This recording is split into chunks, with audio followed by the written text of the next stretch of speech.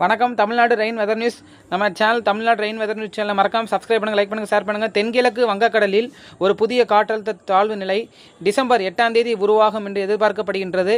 இந்த காற்றழுத்த தாழ்வு நிலையானது முதல்கட்ட அறிக்கையின்படி இலங்கை மற்றும் தென் தமிழக கடற்கரையை நோக்கி நகரும் என்று எதிர்பார்க்கப்படுகின்றது. அதாவது கன்னியாகுமரி அருகே வரும் என்று எதிர்பார்க்கப்படுகின்றது. இந்த காற்றழுத்த தாழ்வு நிலை மழை வாய்ப்பை பொறுத்த வரைக்கும் லேசான மழை முதல் மிதமான மழையும், ஒரு சில இடங்களில் கனமழை மிக கனமழை பெய்யும். காற்றழுத்த தாழ்வு தொடர்ந்து கண்காணிக்கப்பட்டு வருகின்றது. புயலாக மாறுமா இல்லையா என்பதை தொடர்ந்து இணைந்திருங்கள். நம்ம தமிழ்நாடு ரெயின் வெதர் நியூஸ் சேனலை மறக்காமல் சப்ஸ்கிரைப் பண்ணுங்கள். டெய்லி நமக்கு 3 அப்டேட் டெய்லி வீடியோ கொடுத்துட்ருக்கோம். இந்த தாழ்வு நிலை நம்ம இலங்கைக்கு வரும்போது தமிழக கடலோர மாவட்டங்களில் டிசம்பர் 9ஆம் தேதியிலிருந்து மழை தொடங்கும். தமிழக உள் மாவட்டங்களில் 11ஆம் தேதியிலிருந்து மழை தொடங்கும். மேற்கு தொடர்ச்சி தமிழகத்தில் டிசம்பர் 12ஆம் தேதியிலிருந்து மழை தொடங்கும் எதிர்பார்க்கப்படுகின்றது. அந்த காலகட்டத்தில் கனமழை முதல் மிக கனமழை பதிவாகும்.